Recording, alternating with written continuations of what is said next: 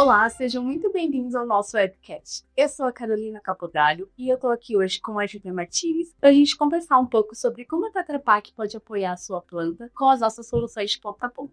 Seja bem-vinda, Júlia. Obrigada, é um prazer estar aqui e hoje a gente vai falar sobre um tema super relevante, que é falar sobre produtividade e competitividade nas indústrias, utilizando aí automação e soluções digitais que afetam ali o Total Cost of Ownership, o famoso TCO. Antes da gente começar, eu queria aproveitar e falar para qualquer dúvida que vocês tiverem, coloca ali, tem um campo específico, tá? Que a gente vai depois no final responder. Bom, a nossa ideia com essa sessão hoje é levar para você, nossos clientes, futuros clientes, conteúdos relevantes sobre como o Tetra Pak pode trazer de fato ganhos reais de produtividade, eficiência e redução de custo. Júlia, acho que antes da gente começar, você falou sobre o termo de TCO, e eu acho que é importante colocar todo mundo então na mesma página, né? O TCO é o Total Cost of Ownership, que em português a gente traduz para custo total de propriedade. E o que é isso, né? São os custos, todos os custos envolvidos na sua operação da sua planta, desde a aquisição de equipamentos até os custos relacionados à manutenção, a perdas, mão de obra, consumos e por aí vai, né? A gente acredita muito que quando você conhece esse número e tenta manter ele o mais baixo possível, você consegue gerar economias significativas ao longo de vida da sua planta. Explica pra gente, como é que as nossas soluções de automação e digitalização ajudam na redução do TCO? As soluções de automação ali, né, e soluções digitais têm total conexão, né, com o TCO, porque elas afetam ali na parte de redução de perdas, né, garantia da qualidade, uma maior eficiência e redução de custos. E como que a Tetra Pak tem trabalhado nesse caminho? Com essas tecnologias, a gente consegue, a partir da tecnologia embarcada dos equipamentos, né, da automação que está ali embutida, a gente consegue trazer dados, né, de uma maneira relevante para o cliente, consolidar essas informações e realmente ajudar ali na tomada de decisão. Então, a gente trabalha muito com essa visão de uma planta integrada, dados sendo coletados, e aí até as outras camadas que eu falo, né, seria a geração de relatórios, informações em tempo real para a tomada de decisão. Hoje aqui na Tetra Pak, né, quando a gente conversa com os nossos clientes, a gente chama isso de fábrica inteligente. Quando eu penso em fábrica inteligente, né, eu comparo muito com um carro moderno, né, que ele não só leva a gente de um lugar para o outro, mas ele também avisa quando está chegando a hora de fazer a revisão, se o nosso pneu está descalibrado, o carro às vezes até acelera sozinho ou freia sozinho, né? Mas para a gente aterrissar um pouco nesse tema, você consegue dar um exemplo real? Inclusive, a gente vai um pouquinho longe, né? A gente vai ali na China, eu queria trazer esse caso que é super relevante. Existe um cliente ali na China que se chama Meng Liu, tá? Inclusive, para o pessoal que está assistindo, quem quiser saber um pouquinho mais sobre essa história, a gente tem um artigo, tá? Publicado ali no site da Tetra Pak, e depois vocês podem olhar ali na... Eu vou deixar o link. Vou deixar um link lá na descrição, então vocês podem acessar. É um cliente que nós da Tetra Pak estamos trabalhando há bastante tempo com eles, já viemos de uma jornada. É um cliente bem grande ali, relevante na região da China. E em 2021, ele trouxe ali uma demanda, um desafio para a Tetra Pak com alguns números. Que era 1, 10 e 100. Seria 1 bilhão de litros de leite anual. Nossa, impressionante, né? Sim, bastante coisa. Eles tinham ali o objetivo de faturar, né, 10 bilhões, né, de dólares ao longo desse ano com essa produção. E o 100 está relacionado a 100 operadores. Nossa, difícil de imaginar também. É bem difícil, né? E quando foi feita, né, os cálculos para ter uma planta tradicional, eles tinham me chamado que precisaria de 1.000 operadores. Né? E por que veio essa ambição? Né? Além do crescimento, o cliente queria produzir mais, né? Cada vez mais. Eu acho que isso é um desejo de qualquer cliente, né, que a gente conhece. E o objetivo ali, quando a gente fala de 100, né, 100 operadores, não era porque eles queriam reduzir pessoas na fábrica. Era porque eles estavam com um grande desafio de contratação. Né? Então, a partir disso, né, desse desejo, desse sonho desse cliente, ali em 2021 foi feita uma jornada, né, para desenhar uma fábrica em que ela fosse pensada, né, toda a parte de integração de dados, desde a recepção ali da entrada do caminhão até o armazém, como que você consegue reduzir os pontos ali de contato humano, né, de operação, né, a partir dos dados e integração de sistemas para realmente resolver aí esse desafio. E a gente já implementou essa solução? Já implementamos, inclusive até ali no final de 2023, 2024, nesse projeto ali já está rodando, a planta está em funcionamento. E eu tenho até uns números interessantes ali, você fala de TCO, né, conectando um pouquinho aí de quais foram os ganhos, tá? A primeira coisa é que quando a gente compara, né, as plantas anteriores, né, que esse cliente tinha com essa atual, a gente tem uma redução de custo aí de 19%, que a gente pensa que é bem relevante, né?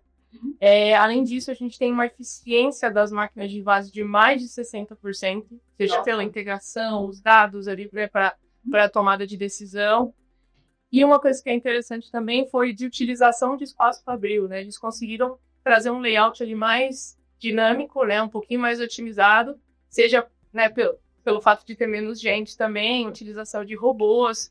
Então, assim, é um projeto super relevante, né, desse cliente, que até ele é considerado um cliente lighthouse ali do World Economic Forum, que é um artigo super, super relevante que traz casos aí de clientes que estão aplicando tecnologia. Muito legal. E interessante que você abordou esse tema da mão de obra, né? Porque eu também tenho ouvido isso de alguns clientes, né, comentando que tem essa dificuldade até aqui no Brasil, né, da contratação e da retenção da mão de obra. Então, eu sei que você trouxe um exemplo da China, mas acredito que seja um problema global e aqui do Brasil também, né? Você pode falar um pouquinho pra gente sobre isso? Sim, que é interessante, Carol, que toda vez que a maioria das vezes, né, que eu converso com clientes, esse fator de mão de obra é sempre um ponto bem, bem crítico, né? E quando a gente está trabalhando ali em plantas, né, em novos investimentos, a gente já está trazendo esse conceito da fábrica inteligente desde o início, né? Para que eles tenham sistemas, tenham coleta de dados, né, para ter informação. E hoje eu acho que uma mensagem, né, quando a gente conversa com os nossos clientes, é que hoje a tecnologia ela não é mais a inovação e disrupção, mas sim um fator competitivo, né?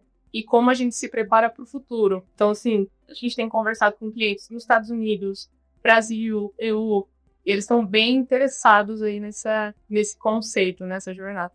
Essas fábricas, esses exemplos que você trouxe, são muito relacionados a plantas novas, né? As fábricas que já nascem, digamos, inteligentes, né? Mas acredito que a gente tem aqui muitos clientes que estão nos assistindo que têm as plantas existentes, né? Então, me conta, assim, como que a Tetra Pak tem ajudado também nas plantas existentes, né? Como que a gente pode construir essa jornada com os nossos clientes? Perfeito. Hoje, a gente consegue trabalhar, né, adoramos trabalhar nos dois caminhos, né? Uma coisa que a gente conversa, né, e fala bastante é que cada jornada do cliente vai ser única, né? E quando a gente vai fazer essa jornada numa planta existente, o que é bem interessante é que primeiro a gente tem que entender quais são as necessidades, qual que é o desejo do cliente, quais são as priorizações que são feitas. E aí, ao longo desse ciclo, a gente trabalha ali em parceria, a gente fala 4, 6, 8 mãos, né? Para justamente entender quais são as necessidades e desenhar essa jornada customizada, né?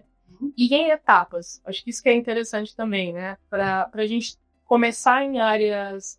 A gente pensar numa matriz, né, de esforço e impacto, começar em áreas que você vai ter um esforço menor, seja de investimento, horas, treinamento, né, ou até, principalmente esses fatores, né, e qual que vai ser o maior resultado, qual que vai gerar valor mais rápido, né, para as pessoas começarem a ficar cada vez mais engajadas, né, nesse processo de mudança. E aí, a gente está falando dessas histórias, tem uma história bem legal de um cliente no Brasil, que a gente começou com uma jornada em 2019, faz um tempo antes da pandemia, né? em que o foco desse cliente estava muito relacionado à parte de limpeza. Ele queria entender quais eram os consumos de químicos, estavam gastando muito tempo de limpeza, custo muito alto de operação. Algo bem comum, né? Algo bem comum, exatamente. E aí, naquele momento, a gente desenvolveu uma solução, né, relatórios, para que eles entendessem, tivessem dados online, né, para essa tomada de decisão. O projeto foi um sucesso. O cliente viu muito valor naquela informação que antes ele não tinha, e até ele compartilhou com a gente, não, reduzir muito o consumo de químicos, essa solução faz total sentido. E aí, ao longo dos anos, esse mesmo cliente ele foi investindo em rejuvenescer a planta, né, que é uma planta base de salada. Ele começou a investir em novos equipamentos, em tecnologia, e aí nesse investimento ele já pediu outras soluções, abriu uma porta ali para outras soluções, né, soluções digitais, né? Então a gente vai trabalhar num projeto para digitalizar a fábrica inteira. Então ter dados em tempo real, né, fazer todos os registros ali, toda a rastreabilidade, ter ela digital para ajudar justamente na tomada de decisão. Então assim, são jornadas e parcerias que dão muito certo, né? E geram frutos aí. E a gente não precisa fazer de uma vez só, né? Exato. A gente pode, esse cliente começou em 2019, a gente já está então no 6º ano, né, da sua jornada com esse cliente. Então, acho que para esse reforço dessa mensagem, né, a gente pode trabalhar de várias formas e customizado para cada cliente, né? E aí, Júlia, a gente também tem toda a nossa base instalada de linhas de invase, né? A gente também consegue atribuir ou tem como contribuir com soluções de automação e digital para essa parte também? Com certeza, com certeza. Nós temos soluções que vão ajudar a ter visibilidade, né, olhar o OEE, a eficiência de linha, fazer controle de matéria-prima, também digitalizar ali os registros, né, os controles. Temos soluções também focadas em manutenção preditiva, né, capturando dados de instrumentação ali dos equipamentos, né, que a Tetra Pak fornece. E eu vejo que uma grande fortaleza, né, que a gente trabalha bastante com os clientes, é o fato da gente trabalhar de ponta a ponta. Então, além de trazer o dado, você comentou das linhas de base, trazer dados do mundo de processo, que por incrível que pareça, tem muita oportunidade, né, para realmente ajudar os clientes a terem uma tomada de decisão mais assertiva, entenderem o que está acontecendo ali nas plantas. Muito bom, Ju. E eu gosto de atrelar tudo isso que a gente está conversando, né, com sustentabilidade, né? Porque a gente sabe que sustentabilidade e TCO andam de mãos dadas, né? E quando eu faço, né, as apresentações do portfólio de soluções sustentáveis da Tetra Pak, eu sempre gosto de comentar, né, sugerir para o cliente a questão dele conhecer a linha, né, a referência dele. Conhecer, então, onde estão os gastos, né, onde estão os consumos, qual área tem maior consumo, né, onde eu posso daí criar um plano para ir atacando, né, cada área em fases também, né, porque a gente também sabe que não dá para a gente investir tudo de uma vez. Então, olhando para isso, como que essa parte de automação e digitalização também pode ajudar nesse caso? Ela ajuda completamente. Primeiro que, quando a gente fala da instrumentação, né, principalmente para medir e olhar essa parte, né, de ESG, o fato de você ter a instrumentação não garante que você vai ter a coleta de dados, né? Então, assim, você ter essas informações capturando online em tempo real ajuda muito, primeiro, a ter a sua linha de referência. Porque como é que eu vou saber o que eu vou melhorar se eu não estou medindo? Que é um ponto bem crítico. Então, assim, hoje a gente tem conversado com clientes para entender ali a parte de gestão de utilidades. Até o caso que eu comentei da parte de limpeza, né, também está relacionado com o ESG. E a gente vê muita oportunidade ainda nesse mundo de ter dados, ter a parte de relatórios. Então, temos casos, por exemplo, que a gente está coletando dados de instrumentação, de equipamentos, colocando dados, por exemplo, como se fosse nessa TV, para que a operação tenha consciência de como que as ações, né, o dia a dia deles impacta esses indicadores. A gente consegue, colocar numa telinha, assim, menos tantos por cento de vapor, menos tantos por cento de água? Consegue colocar metas, consegue monitorar, fazer cálculos específicos. Então, assim, isso é bem desenhado, porque cada planta vai ser diferente, né? Os pontos de medição também, mas a gente consegue fazer tudo isso. E até quando a gente pensa, né, com ESG, automação e digital tem muita relação, né? Então a gente pensa até no meio ambiente. Poxa, se eu estou digitalizando sistemas, eu estou tirando papel. Sim, né? Se a gente pensa em até governança, poxa, eu estou envolvendo as pessoas nesse processo de mudança, da transparência. Então, assim, a gente tem muita sinergia com o mundo de sustentabilidade, né? Até para os clientes poderem realmente trazer esses ganhos, né? De como a automação e a tecnologia tem ajudado aí nessa jornada. Então, digamos que a automação está junto com sustentabilidade, que está junto com o TCO. Exatamente. Exatamente. Você trouxe vários exemplos até agora, né? De como a gente consegue atuar, desde a coleta de dados, né, passando por a automação de algumas áreas, até mesmo chegando nas fábricas inteligentes, né? E eu acho que a gente não pode deixar de abordar um assunto muito relevante para os dias de hoje, que é a inteligência artificial, né? Então, famoso. Todo mundo acho que tem um pouco dessa curiosidade, né, de como que a gente vai trazer inteligência artificial dentro das indústrias, né? Então, você consegue comentar um pouquinho? A Tetra Pak já tem desenvolvido soluções para essa parte também? Com certeza. Temos também, inclusive é uma área que a Tetra Pak tem investido cada vez mais, junto com os clientes. Tem muita oportunidade, né, para resolver ali diferentes desafios. Hoje a gente tem inteligência artificial focada na área de queijos, focada na área de lácteos, tem a parte de sorvetes também. Então, vários projetos estão sendo desenvolvidos e nós vemos que, igual você comentou, né, a fábrica inteligente, ela vem de uma jornada, e inclusive, até para a gente chegar na inteligência artificial, a gente precisa o quê? Trabalhar numa fundação sólida, né, que seja sistemas automáticos, ter ali a automação e integração de equipamentos, a gente integrar esses dados, coletar essas informações, né, dados de qualidade, dados confiáveis, trazer relatórios, né, igual a gente comentou da TV, projetar essas informações e aí começar a trabalhar, né, com inteligência artificial para resolver desafios mais complexos. E aí tem até um caso, né, que eu ia até te perguntar se você já tinha algum exemplo desse trazer. Sei que é um tema que muita gente tem curiosidade, muitos clientes perguntam. Então, se você tiver essa dúvida, coloca aí no chat também. A gente tem um cliente que a gente começou, né, nessa jornada e a primeira coisa que a gente fez foi digitalizar. Então, sair do papel, do registro ali de papel, para um sistema integrado. E a partir dessa coleta, né, de muito tempo de informação, né, porque a gente fala que para fazer inteligência artificial você precisa de dados, uma grande quantidade, e de dados confiáveis, que é muito importante. E aí, a partir disso, a gente começou a desenvolver soluções de machine learning e até mesmo agentes para ajudar na tomada de decisão, né, desse cliente. Agentes tipo ChatGPT, tipo exatamente, tipo um ChatGPT, para justamente ajudar o cliente no dia a dia. Então, assim, não é usar a tecnologia só por usar, mas sim para resolver desafios de negócio. Então, como é que eu correlaciono dados de qualidade da minha última semana, ter relatórios de uma maneira rápida.